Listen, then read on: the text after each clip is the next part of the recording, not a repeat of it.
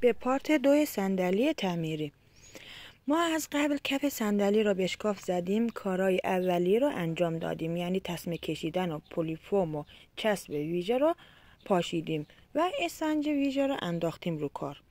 حالا نوبت رسید به رکوبی کردن. برای کف پارچه هست که رکوب داره دور تا دور مبل را رکوبی میکنه و کف پارچه را محکم میکشه که بعد از نشستن کفمون شل نشه. سابسکرایب یادتون نره.